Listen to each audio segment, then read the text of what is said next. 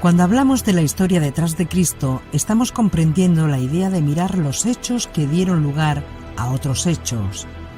¿Y qué es lo que nos permite ver cómo Yeshua es visto 100, 200, 300 o 400 años después de su ocultamiento?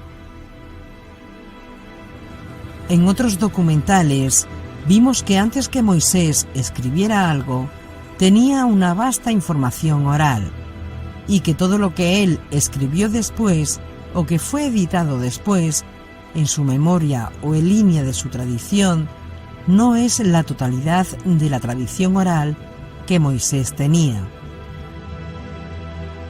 Y mientras el mensaje no se explicó, la autoridad estaba en el escriba, el que conocía la tradición oral.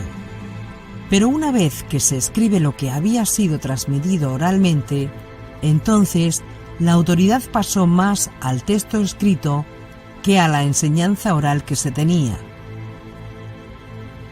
Y eso creó incongruencias y contradicciones incluso entre lo que fue dicho y lo que fue luego escrito e interpretado. Vimos algunas cosas cuando se masifica una información, ya sea de forma oral o de forma escrita. Y vimos el revisionismo histórico como un fenómeno siempre presente y del cual tenemos que cuidarnos para no interpretar con nuestra modernidad el modo de pensar de los estilos literarios usados en la antigüedad.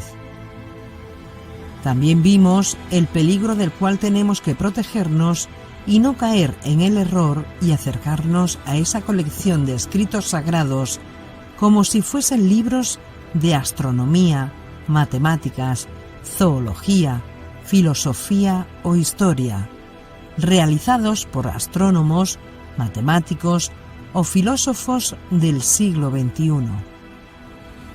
Siempre hay que tener presente que eso que llamamos Biblia fue escrito mucho antes de que se inventara el formato libro, de como hoy se conoce.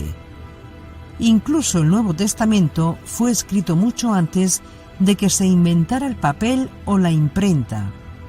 Vimos que el fenómeno copyright es un concepto de hoy día y no del mundo antiguo.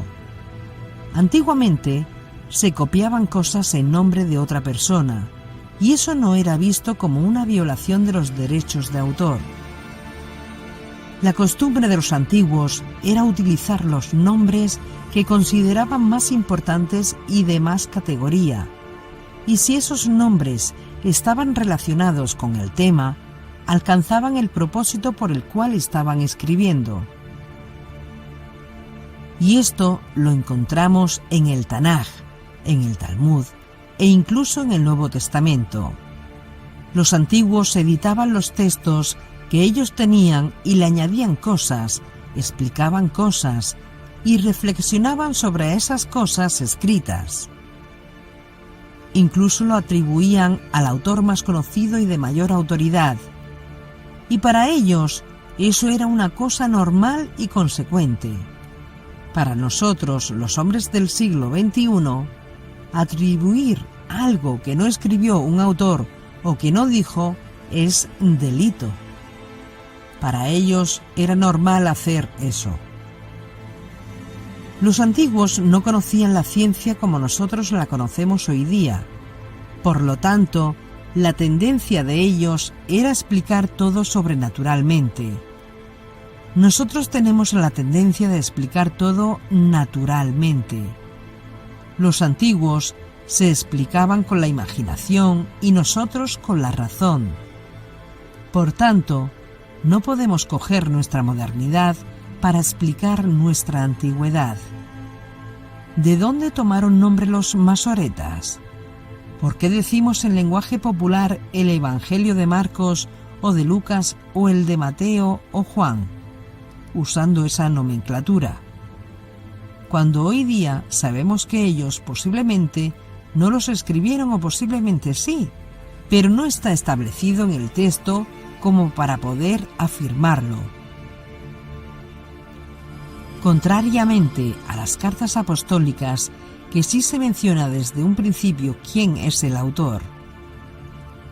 Por todo esto y más, Tenemos que conocer la historia detrás del Mesías.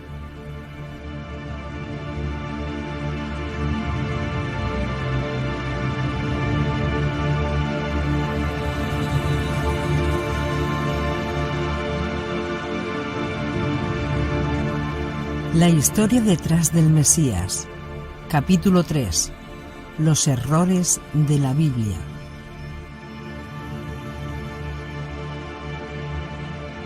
Hoy día tampoco conocemos quién escribió Devarim, Deuteronomio. Estamos seguros que provienen de Moisés, pero no exactamente igual a la escritura como hoy la tenemos. Y lo mismo ocurre con Mateo, con Marcos, con Lucas o Juan. Dicho con otras palabras, daban el nombre de esos autores para darle autoridad. Y podemos comprobarlo viendo que dentro de un mismo texto existen diferentes estilos literarios. No es lo mismo leer Isaías del 1 al 40 que leer Isaías del 41 al 66. Enseguida uno se da cuenta que son dos estilos literarios diferentes. Incluso los eruditos llaman a eso Isaías I e Isaías II. Posiblemente se escribiera estando presente Isaías por dos escribas o amanuenses diferentes, y eso explica los diferentes estilos y las diferencias en la personalidad. Pero pudiera ser escrito más tarde por la tradición oral recibida. Lo mismo ocurre con el Nuevo Testamento. Podemos incluso verlo con el rabino Pablo, que raramente escribía algo, con la excepción quizás de la última frase de la carta a los Gálatas. Él dictaba en arameo o griego sus cartas y tenía escribas que interpretaban lo que él decía y lo escribían en griego para el destinatario escogido. Pero Pablo no usaba siempre el mismo secretario o amanuense. Tenía diferentes secretarios con diferentes estilos y capacidades intelectuales, y eso explica las diferencias de estilos literarios en las cartas de Pablo. Por eso no podemos coger nuestra cultura moderna de copyright y aplicarlo a la mentalidad antigua, que no era una cultura de texto, sino oral, pues las cosas se pasaban oralmente más que en escritos. Así, en ese proceso de edición, los autores posteriores introdujeron sus propios comentarios teológicos al texto recibido de la tradición, y eso es lo que nos da las diferencias textuales. Y en el segundo capítulo hablamos de las narrativas etiológicas del concepto etiología, que es la ciencia que estudia las causas, es decir, qué es lo que causa este problema. Las narrativas etiológicas son aquellas que fueron introducidas por el copista a manera de edición, contando una historia que a veces no es históricamente cierta, pero es etimológicamente importante para explicar algo, para dar sentido a algo, para dar una razón que justifique algo. Es decir, que los antiguos tomaban el pasado y lo arreglaban, lo adornaban y lo recreaban con historias etiológicas por razones didácticas u homiléticas o políticas, e incluso por razones teológicas, y a menos que no se entienda esto, no vas a comprender las escrituras. Conocemos que el texto hebreo de la Torá, del Tanaj, se escribe sin vocales. Por lo tanto, la pronunciación de las palabras tendrá tantas variantes textuales como vocales tenga el Aleph Bet, el alfabeto hebreo. Cada palabra está sujeta a diferentes significados dependiendo del momento de cuándo se lea y del contexto en que se lea. Y por eso, los sabios del Talmud dicen: no leas así, sino así. cambiando una vocal para dar un sentido nuevo a la idea que ellos quieren establecer en el contexto específico del momento histórico de cuando están enseñando la Torá. La historia detrás del Mesías nos va a permitir comprender por qué no todo lo que tenemos preservado ahora escrito en el Tanaj es históricamente cierto, pero al mismo tiempo es tradicionalmente verdadero. Y por el mismo principio, sabemos que no todo lo que tenemos preservado en este momento, en lo que llamamos Nuevo Testamento, no es históricamente cierto, pero al mismo tiempo es homiléticamente verdadero. Y esto, lejos de dañar la fe en la revelación y autoridad de las Escrituras, confirma la fe en la autenticidad de la Escritura como revelación. Y esto es importante conocerlo, para que tu fe esté edificada sobre la verdad y no sobre mitos. Por eso queremos que conozcan la verdad que está detrás de la leyenda, es decir, la historia que existe detrás de la historia. Y cuando en este contexto aquí decimos leyenda, midrash, parábola, alegoría, cuento o mito, no lo interpretes con tu mente moderna, porque si interpretas estas cosas con una mente moderna, lo vas a asociar con algo que es mentira o engaño.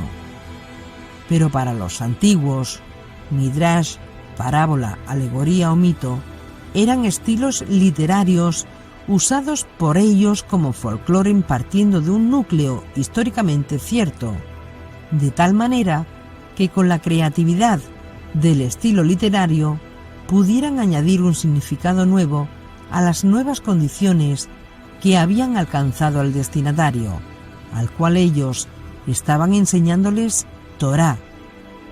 Y es por eso que se usan exageraciones imaginativas que para nuestra mente moderna no tienen ningún valor. Por ejemplo, en el Talmud, el libro que contiene la recopilación de la tradición oral y recoge principalmente las discusiones rabínicas, las interpretaciones. ¿Cómo podemos creerle al Talmud cuando nos dice que Adán tiene 2 millas de alto? ¿A quién se le puede ocurrir que Adán tenía 2 millas de alto o 3.218 metros? ¿Qué ocurre aquí? Los sabios del Talmud no tenían la tecnología que hoy día tenemos.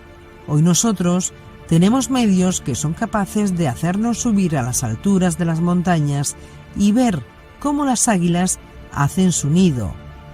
Pero, ¿cómo ellos podían imaginar que Adán podía llegar a subir a la altura de las montañas y ver cómo las águilas hacen su nido?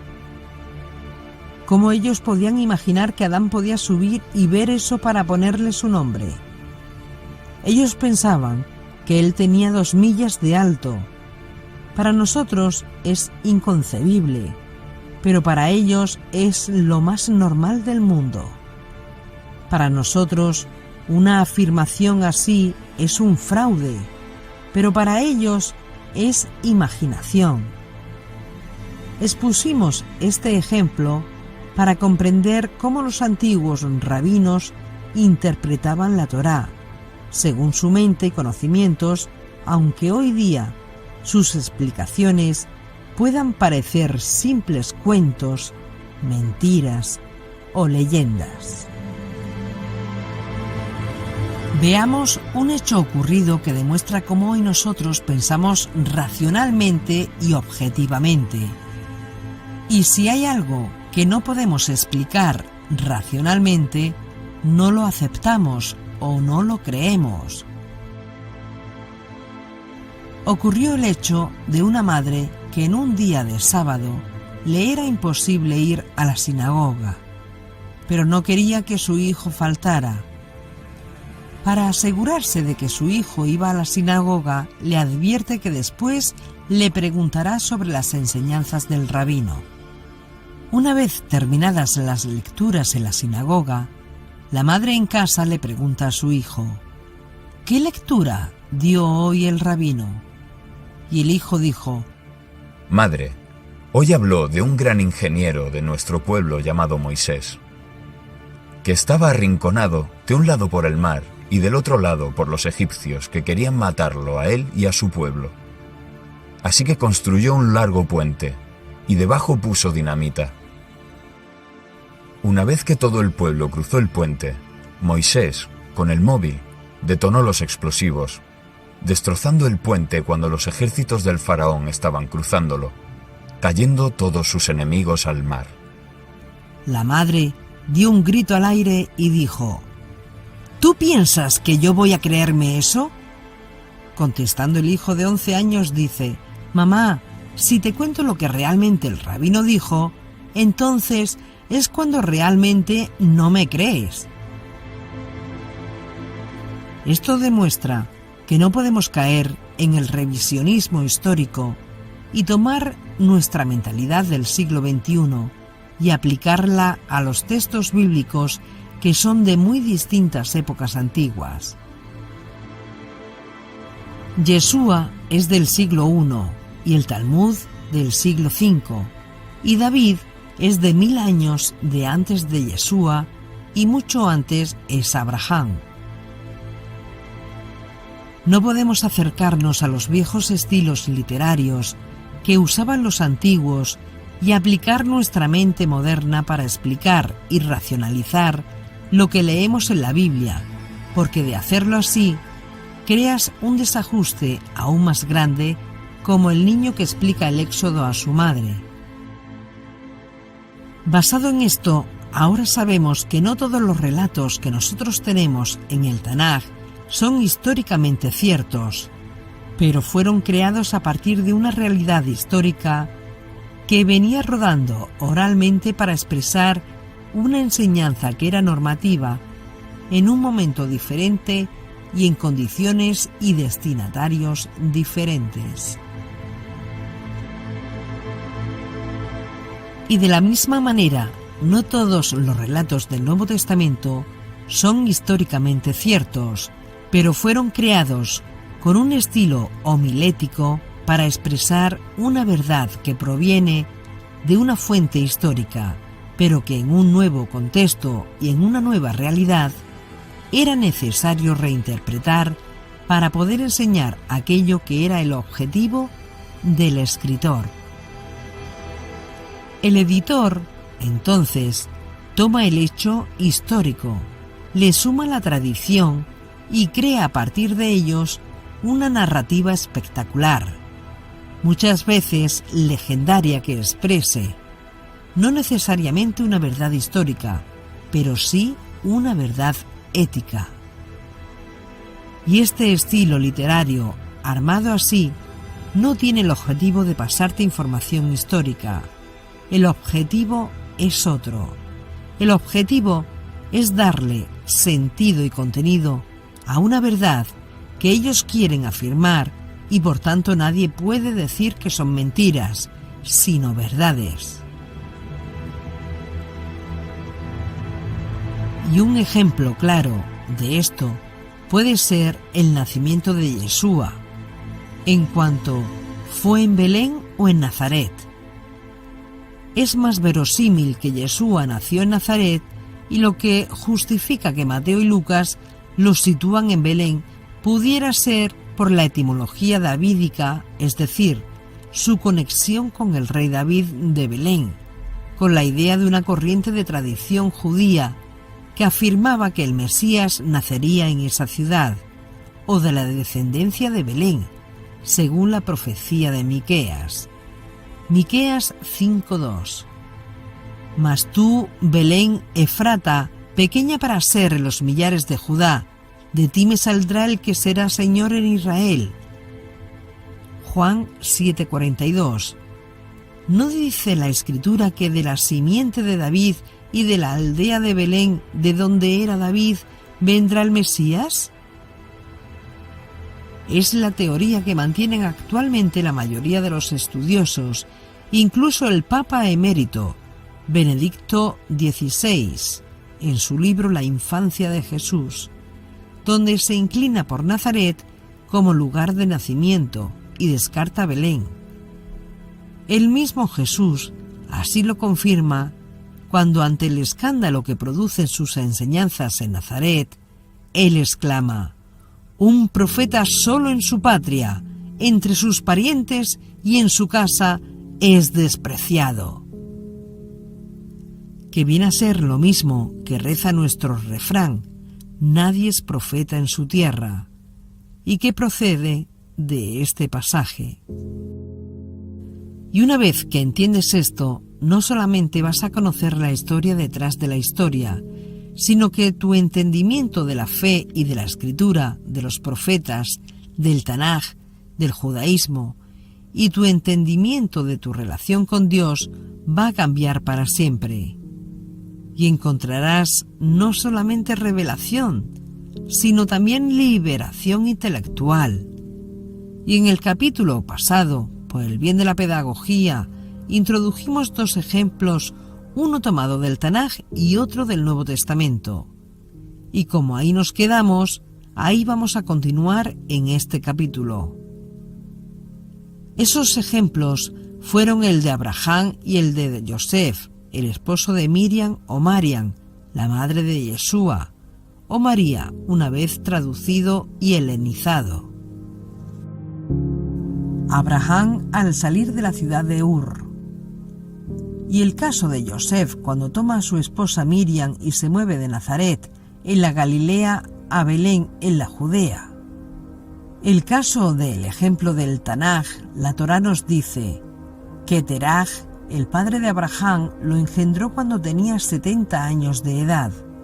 Y nos dice que Abraham salió de Harán, una ciudad que está más al oeste de Ur de los caldeos, y que salió de allí a la edad de 75 años. Teraj tiene 70 años cuando nace Abraham, y nos dice que Abraham salió de Harán a los 75 años. Sin embargo, la propia Torá nos sugiere que Abraham salió de Harán después de la muerte de su padre, y nos dice la edad de su padre cuando él salió de Harán: 205 años.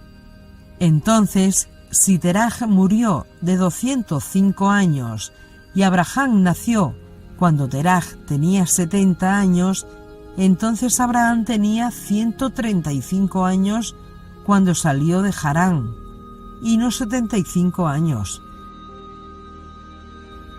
Ahí hay una contradicción. ¿Cómo explicamos esto? Ese fue el ejemplo que tomamos del Tanaj. El ejemplo que tomamos del Nuevo Testamento fue la historia del nacimiento de Yeshua en Belén y no en Nazaret. ¿Cómo explicas que si no estaban casados Yosef, que nos presenta como un sadik, un justo, un hombre justo del siglo I, iba a andar con una mujer que todavía no era consumadamente su esposa, sino que estaba desposada con él, sin haber consumado el matrimonio por medio de la relación sexual, haciendo solos un viaje con ella desde Nazaret hasta Belén? Que los novios salgan solos es un problema del mundo antiguo, pero no en el mundo moderno. El SNIU judío de aquellos días no permitiría jamás un viaje como este. Y segundo, ¿cómo explicas que el emperador haya dado una orden de censo que tenía propósitos fiscales? Es decir, verificar y calcular la cantidad de impuestos que iban a entrar en el arca imperial, en una forma tal que hacía totalmente difícil a la gente censarse. Porque piensa en esto: ¿a qué emperador se le ocurriría que cada persona para censarse tenía que buscar el lugar donde nacieron sus ancestros 5, 8 o 10 generaciones atrás? Imagina que ahora el presidente de cualquier país ordenara un censo y diga que la ley que él firma dice que tienes que censarte e ir a la ciudad o pueblo donde vivían los abuelos de tus bisabuelos, de tus tatarabuelos, hasta 10 generaciones atrás. ¿A dónde irías? ¿En qué ciudad o pueblo tendrías que censarte? Es incongruente pensar algo así. Si Josep o José tuvo que ir a Belén porque era descendiente de David, ya que David vivió 1000 años atrás, ¿te imaginas a todo el mundo viajando para censarse donde vivieron sus antepasados 1000 años atrás? No tiene ningún sentido. ¿Cómo explicamos el caso de Abraham con una diferencia de 50 o 60 años? ¿O cómo explicamos que Josep tuviera que ir a buscar donde censarse en un pueblo de un ancestro que estaba 1000 años atrás de su historia? ¿Cómo explicamos esto? La historia de Abraham no aparece en Shemot, en Éxodo, no aparece en Bamidbar, en Números, no aparece en Vayikra, en Levítico, aparece en Bereshit, en Génesis. ¿Cuál fue el propósito de Bereshit? ¿Para qué se escribió el rollo de Génesis? Para enseñarnos el origen de todas las cosas, incluyendo el pueblo del pacto, el pueblo hebreo. Y en la formación del pueblo hebreo hay 3 figuras simbólicas que, partiendo de un núcleo histórico, se vuelven héroes: Abraham, Isaac y Jacob. Como explicó, por ejemplo, el rabino Jacob Kuli, una luminaria sefardita, estas jornadas de Abraham. Echando mano de los Midrashim, que significa buscar, investigar, una explicación, el sefardita Jacob, así es como él explica una jornada de Abraham. La segunda jornada de Abraham tuvo lugar cuando tenía 70 años de edad. Dios le había dicho que retornara a Harán para visitar a su padre y al resto de la familia. Milagrosamente, el espacio fue comprimido de tal manera que pudo hacer el viaje en un tiempo extremadamente corto. Abraham estuvo en Harán 5 años. Entonces, cuando tenía 75 años, Dios se le reveló de nuevo diciéndole que era el tiempo para dejar su casa, su tierra y su familia. Abraham fue instruido por Dios para bendecirlos toda vez que nunca más se volverían a ver. Y por eso está escrito: Abraham tenía 75 años cuando dejó Harán. ¿Qué es esto? Esto es un mito, es una leyenda. Eso no ocurrió de esa manera, pero observa la imaginación del rabino. El espacio fue reducido para cubrirlo en un tiempo relativamente corto. El rabino, que vivió en el año 1700, usa la imaginación para resolver una contradicción al punto de contraer el espacio para vencer el factor geográfico y el factor tiempo. La escritura, la Torá, nos dice totalmente otra cosa. Dice que Abraham tenía 75 años cuando dejó Harán. Hay una diferencia de años entre un evento y el otro evento. ¿Cómo la Torá entonces nos dice que tenía 75 años cuando salió de Harán, cuando en realidad tenía 135 años? ¿Dónde están esos 60 años de diferencia? Es aquí donde surge el Midrash, donde surge el estudio. Es aquí donde surge la leyenda que pretende reconciliar esos hechos, mostrando que Abraham hizo 2 viajes, uno cuando tenía 70 años, y Dios le ordena regresar a Harán para que estuviera con su padre hasta que muriera, y luego, cuando regresa a Harán, lo cual está contenido en el capítulo 12 de Génesis, significaría su segundo viaje. Se da cuenta de la importancia de este Midrash, no solamente para intentar reconciliar el hecho que ya hemos visto, sino también para proteger el concepto de Abraham como un héroe que es un modelo para la nación de Israel. Porque ¿cómo podría Abraham, que es un hombre justo, abandonar a su padre en sus años ancianos cuando requería del cuidado y de la atención de su hijo? De ahí surge entonces la leyenda, el Midrash, que Abraham salió de Ur con su padre cuando él tenía 3 años en Harán.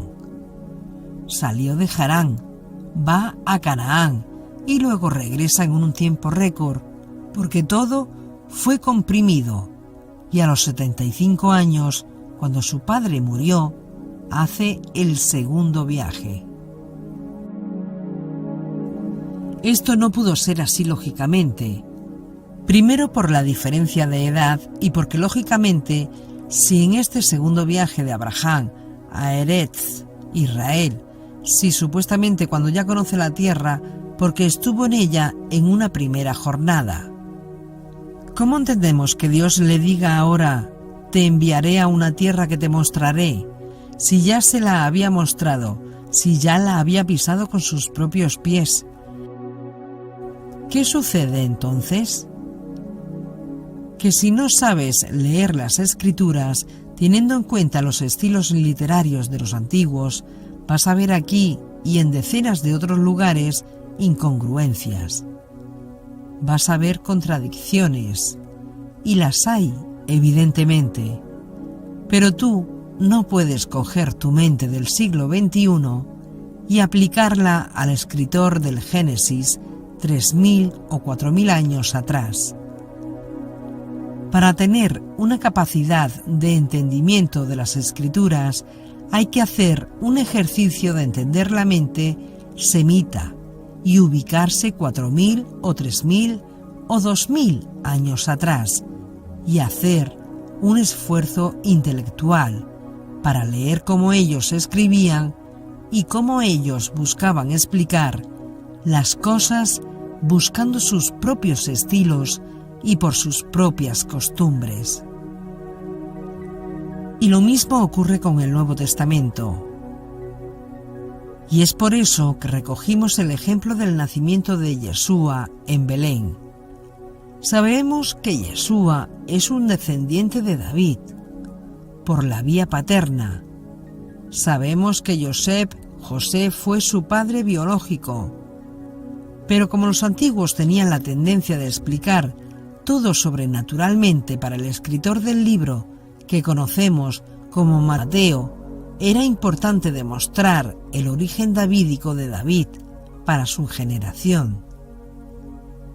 Es decir, que Mateo utiliza un estilo antiguo conocido como Midrash para escribir su obra. Y por eso nos dice que Miriam, María, era una niña aún, una alma, que no podía concebir biológicamente aún. Era una doncella que no conocía varón. Sería un grave error por nuestra parte coger a Mateo, escrito en un estilo Midrash, y compararlo con Lucas, que está escrito en otro estilo, o compararlo con Marcos, que está escrito en otro estilo diferente, o compararlo con Juan, que está escrito en un estilo muy diferente al estilo en Mateo. Para Mateo, por ejemplo, las generaciones de los ancestros de Yeshua fueron 3 grupos de 14 generaciones. De Abraham a David, 14 generaciones.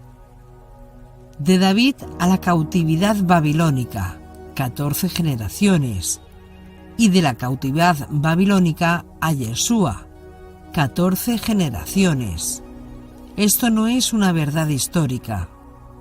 Basta leer la Biblia para darse cuenta y ver que hubo más de 14 generaciones en cada una de esas 3 fases. Pero el objetivo de Mateo no es mostrarte matemáticamente cuántas generaciones había, sino que él escogió los nombres de los que consideró más importantes en toda la lista enorme de generaciones que había 1000 años atrás. Tomó los nombres en hebreo más importantes y los acomodó homiléticamente con el significado matemático de David y construyó a partir de aquí toda la historia, que no tiene el propósito de mostrarte cuántas generaciones había, sino que efectivamente Yeshua es descendiente de David. ¿Por qué? Porque en hebreo David se escribe con 3 letras, la Dalef, la Baz y la Dalet. El valor matemático de esas letras es 4 más 6 más 4, que es igual a 14. Y partiendo de ese principio, él escoge lo que consideró los 14 nombres más importantes de cada uno de esos periodos y los junta para que coincida con el nombre gemátrico de David, de tal manera que sepamos que efectivamente es descendiente de David. El mensaje no es darte las generaciones, sino mostrarte un hecho histórico del personaje de David para demostrar que Yeshua es hijo de David, que es descendiente de David. Si comparas la genealogía de Mateo con Lucas, verás que hay una diferencia de 15 generaciones.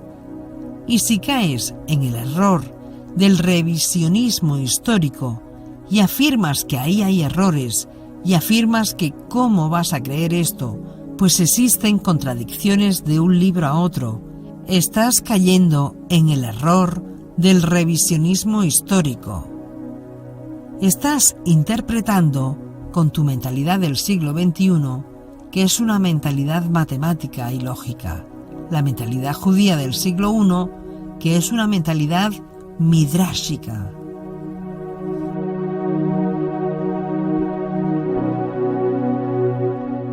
El objetivo de Mateo no fue indicar cuántas generaciones matemáticas hubo, ni tampoco el de Lucas. El objetivo de ellos es demostrar quiénes fueron, en su opinión, las figuras más importantes que formaron esa cadena monárquica que liga o asocia o que relaciona a Yeshua al trono de David. Entonces, cuando de la misma manera nos dice que Yeshua nació en Belén, nos está diciendo un mensaje de 14 veces, 3 veces. ¿Cuál es el mensaje? Que Yeshua era descendiente de David, según lo anunciado por los profetas, aun cuando sabemos que históricamente no necesariamente fue así en todos los detalles. El detalle histórico es que proviene de David y por lo tanto eso es lo auténtico. Vamos a ver un ejemplo que nos ayude a comprender esto. El caso de Rebeca o Rivka, mujer de Isaac. ¿Qué edad tenía Rebeca cuando se casó con Isaac? La Torá nos dice la edad que tenía Isaac cuando se casó, pero no nos dice la edad que tenía Rebeca cuando se casó. Sin embargo, tenemos un dato importante en la Torá, cuando se casó. En Bereshit, capítulo 25, verso 20, Génesis, dice que Isaac tenía 40 años. La pregunta que nos hacemos es si aceptamos que eso es un hecho histórico y no midrashico. Pero a su vez nos hacemos otra pregunta. ¿Por qué se casó Isaac tan tardíamente? Cuando la costumbre de los hombres de la casa de Israel, los hombres hebreos, los descendientes de Abraham, es que se casaran a los 18 años. ¿Por qué esperó hasta los 40 años para casarse? La respuesta que dan los sabios hebreos antiguos a ambas preguntas y cae exactamente dentro del tema que nos ocupa, es decir, los sabios antiguos tomaban un hecho histórico y partiendo de ellos creaban narrativas espectaculares, muchas de ellas legendarias, para explicar la verdad simbolizada en esa narrativa. Y al acercarnos a este estilo literario, debemos entender que no todos los relatos que tenemos en nuestras fuentes son históricamente ciertos, pero sí homiléticamente todos son verdaderos. ¿Por qué Isaac no se casó sino hasta los 40 años, cuando debió hacerlo 22 años atrás? A esto responden los sabios diciendo que debido a su compromiso con el estudio de la Torá, él quería mantenerse madurando su carácter y su conocimiento sin tener que distraerse con las responsabilidades que conlleva tener una familia, una esposa, hijos, hogares y cosas que mantener, que hace mucho más difícil el estudio de la Torá. Recalcan los sabios que era tan importante el estudio de la Torá que él postergó hasta tener 40 años para no tener interrupciones en el estudio de la Torá. Defienden esta postura para explicar por qué Isaac no se casó cuando tenía que haberlo hecho, pero el judaísmo ortodoxo critican al maestro Yeshua por no haberse casado a los 18 años, como correspondía a todo varón judío, cuando él decide no hacerlo para mantenerse libre de todos esos compromisos, de tal manera que pudiera madurar en el estudio y conocimiento de la Torá, a fin de poder realizar una misión de redención homiléticamente semejante a la de Isaac. Y ahora se puede comprender por qué el rabino maestro de Torá, Yeshua, consideró apropiado no casarse ni tener hijos, no porque no pudiera, sino porque estaba tan ocupado en una mishvá, en un mandamiento tan importante para él, que él consideraba prudente y sabio no involucrarse en la responsabilidad de levantar una familia para poder cumplir con una mitzvah, con un mandamiento que el cielo le había encomendado. Y está escrito en los libros halágicos que cuando uno está ocupado en una mitzvah, está exento de cumplir otra mitzvah. Pero volviendo al tema de Isaac, ¿qué edad tenía Rebeca cuando se casó con Isaac? La Torá, como dijimos, nos menciona el dato de la edad de Isaac cuando se casó, pero guarda silencio con respecto de la edad de Rebeca. Y aquí entran en juego las narrativas etiológicas de los sabios antiguos, que nosotros estamos exponiendo desde el primer capítulo de esta serie documental. En efecto, lo que falta en el relato de la Torá se llenó con las leyendas de los sabios, hablando de la verdad avanzada del novio y las razones para la repetición de hechos conocidos como anterioridad. Según la Parashá, Hayei Sarah, y hacemos un paréntesis para indicar que una Parashá es una porción semanal de lectura pública de la Torá. También Perashá o Sidrá, lectura que dura un año dividido en Parashot, porciones, 54 en año bisiesto y 50 o 51 en año no bisiesto. Se cambia de Parashá cada sábado. Se termina de leer y se recomienza en Simchat Torah, 2 días después de la fiesta de Sukkot.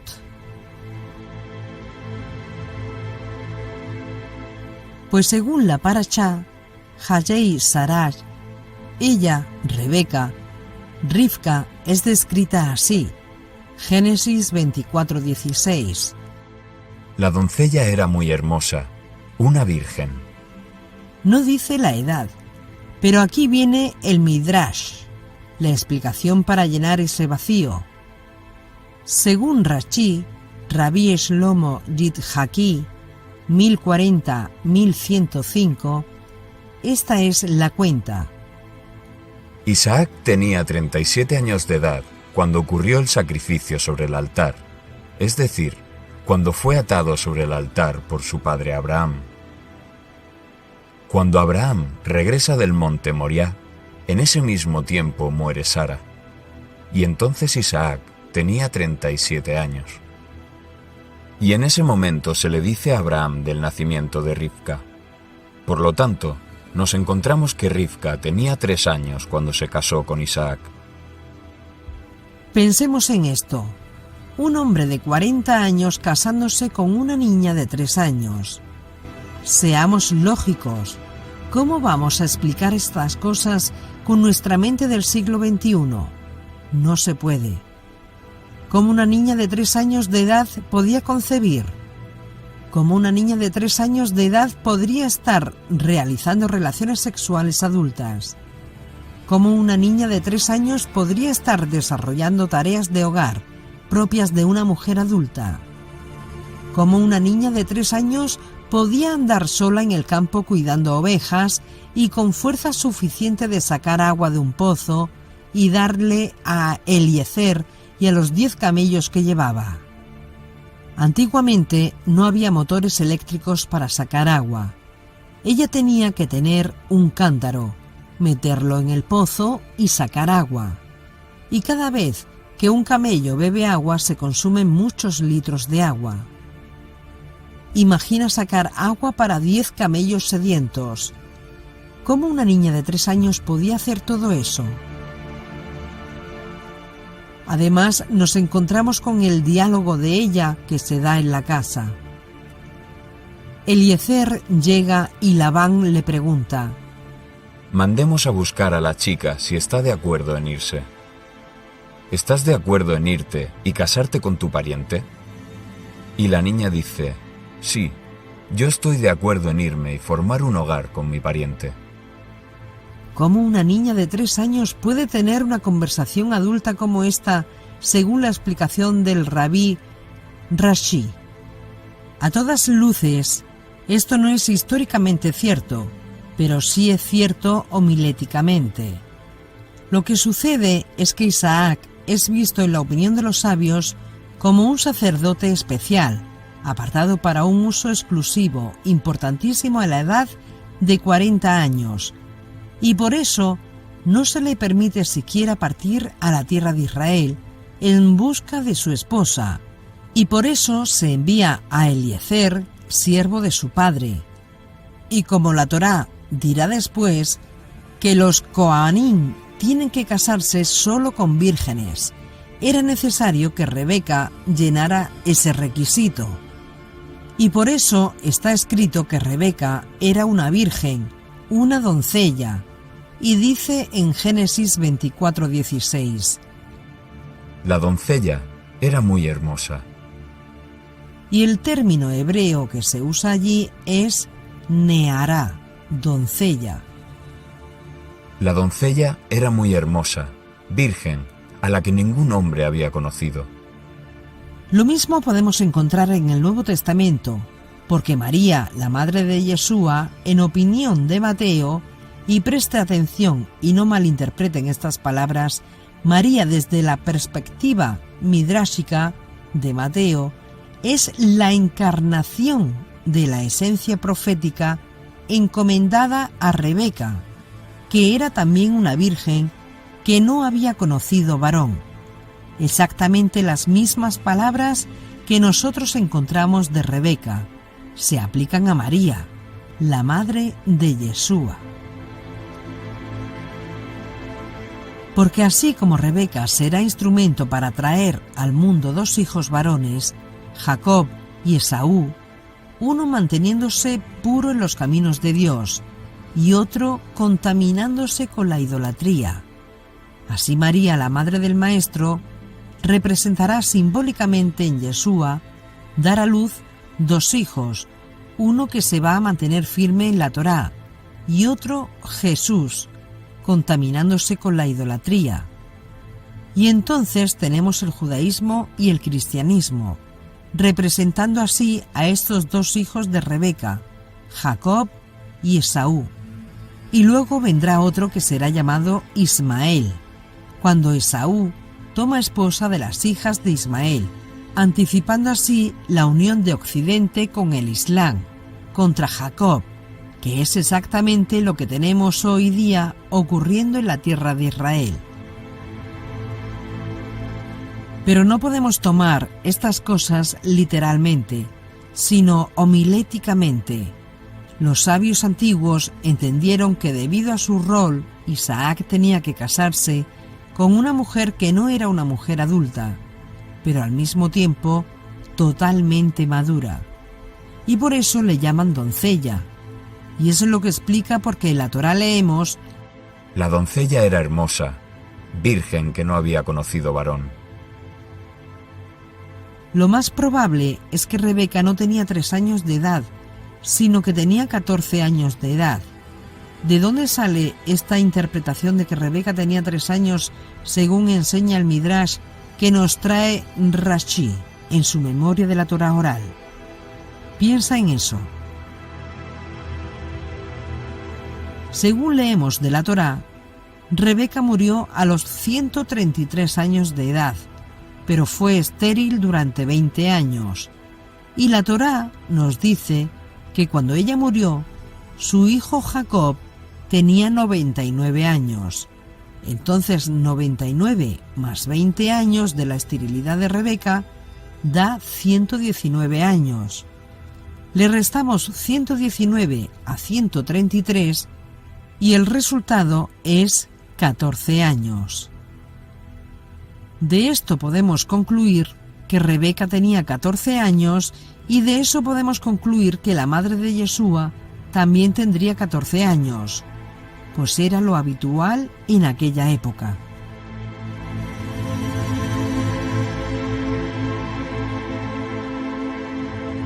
¿Por qué Rashi, siguiendo la tradición, se aparta de ese hecho y nos dice que Rebeca tenía 3 años de edad? No para decirnos que eso era históricamente cierto, sino para enseñarte que eso es homiléticamente válido. ¿Y cuál es el mensaje? Piensa en esto. ¿Cómo eran los días, el tiempo y pensamiento general en los días de Rashi? ¿Cómo eran los días en el tiempo cuando surgen los Midrashim a quien Rashi sigue? De esta forma es como ellos pensaban. Si un hombre se casa muy joven, la esposa va a tener la tendencia a dominar su corazón y lo va a inclinar por un camino equivocado debido a la explotación de las hormonas del varón. Y eso se ve en el caso de Sansón o Salomón, cuyas esposas variaron a esos hombres del camino de la Torá. Isaac esperó a casarse teniendo 40 años para estar lo suficientemente maduro para no dejar que su corazón fuera arrastrado por las hormonas sexuales al tener al lado como esposa a una niña de 3 años. Lógicamente ni le pasaría por la mente tener relaciones íntimas con ella, y por tanto debía esperar a que estuviera lo suficientemente madura para procrear, lo cual ocurrió a partir de los 14 años. Era lógico entonces, para la mente de los antiguos, como Rashi, por ejemplo, que una niña de 3 años que aún no había adquirido la astucia de la mujer no tenía la experiencia para hacer sugerencias que pudieran conducir al corazón de su marido por el camino equivocado. Por lo tanto, las enseñanzas de Rashi y de los Midrashim y de algunos sabios con respecto a lo de Rebeca teniendo 3 años no es históricamente cierto. Tiene un formato metafórico, es una leyenda con un propósito homilético detrás.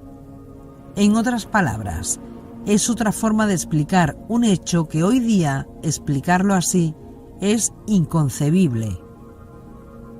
El mensaje metafórico adquiere la importancia que tiene para un varón de Israel tener un carácter puro, no contaminado con la inclinación al deseo sexual, ni un hombre débil que se deja arrastrar por los impulsos de la idolatría, por la influencia de mujeres erróneamente escogidas, que puede ser muy grande, como fueron los casos de Salomón y Sansón, donde el mal consejo de sus esposas los hizo desviarse de su camino correcto. Rashi, siguiendo entonces la opinión de los sabios antiguos, procura enseñarnos una gran verdad. El carácter de los hijos de Israel debe girar alrededor del estudio de la Torá, al tiempo que defendía a las matriarcas de Israel de interpretaciones que podrían impugnar su integridad. Y esto es importantísimo entenderlo. ¿En qué edad vivió Rachi? El gran rabino vivía en Francia, en la época de las cruzadas, en un ambiente de difamación de los judíos. Los cristianos de aquella época estaban difamando de los judíos, y él vino a la ayuda de los lectores que se enfrentaban con cuestiones éticas sumamente complejas, como ¿qué decir ante el hecho de decir que Jacob toma la primogenitura de su hermano Esaú? ¿Cómo explicar a una audiencia cristiana hostil que Jacob le robó la primogenitura a Esaú? Todos conocemos el relato. Jacob engañó a su padre, y como engañó después, fue engañado, aplicándose medida por medida. Pero la explicación que hacen los sabios al hecho del robo de la primogenitura es otra. Es una leyenda, como la que pone Rashi en la mesa para decir que cuando la Torá dice que Jacob, vestido de Esaú, se acerca a su padre y le dice: Yo soy Esaú, tu hijo. Cuando en realidad Jacob le dijo esto: Yo te he traído esto, y Esaú es tu primogénito. Haciendo un juego de palabras en la gramática textual. ¿Por qué Rashi, siguiendo el Midrash antiguo, nos informa entonces que según la tradición Rebeca solamente tenía 3 años cuando se casó con Isaac? Piensa en eso. Al ponerla con 3 años y no con 14 años, Rashi procura proteger a Rebeca de haber vivido mucho tiempo en un lugar de idolatría y de maldad, y ante su audiencia la protege así de haber asimilado un espíritu contaminado de su familia. Pero esto es un enfoque homilético, como es el caso de Miriam, la madre del maestro Yeshua. Es un enfoque homilético, no histórico. Los cristianos acusaban en aquella época a los judíos de tramposos. Pero pensaba el rabino Rashi que si lograba reinterpretar con el Midrash, la protegía. Es decir, con la explicación que Rebeca tenga 3 años, la crítica de que siendo una muchacha de 14 años había vivido lo suficiente en un ambiente social para haber asimilado caminos de engaño en su casa, y por eso, precisamente, eso es lo que explica años después que les sugiriera a Jacob que engañara a su padre, porque eso era lo que ella había aprendido en la casa de sus ancestros. Entonces se crea la fábula, la leyenda, la narrativa etiológica, pero no para darnos una verdad histórica, sino para darnos una verdad homilética. En efecto, una niña de 3 años definitivamente debía ser exonerada de cualquier sospecha de haber aprendido cosas malas en las casas de sus padres. Era una forma de proteger al personaje. María, la madre de Yeshua, era oriunda de Nazaret. Ser de Nazaret en aquella época era lo peor. La gente más inculta, la gente más arrastrada, atrasada y la más baja. En otras palabras, la clase social más despreciada. Por lo tanto, si María creció en ese ambiente, ¿cómo va a ser tan pura como Rebeca? Por lo tanto, ella tiene que ser una alma.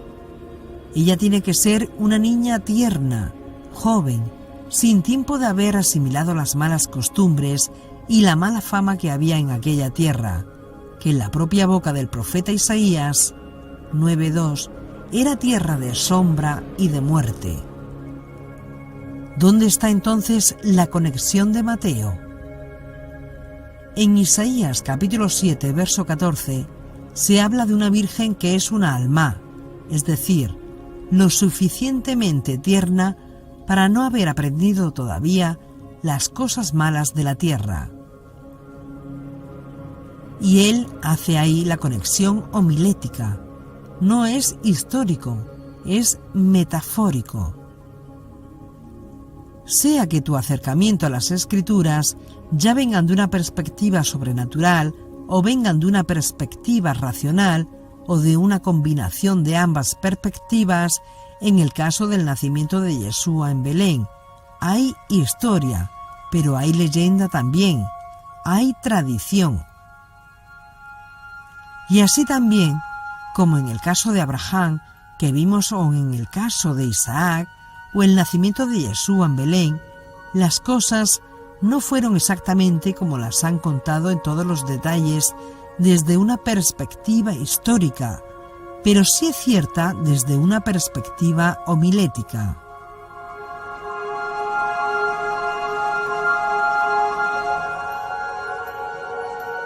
¿Cómo sabemos que el nacimiento de Yeshua no fue exactamente así en todos los detalles?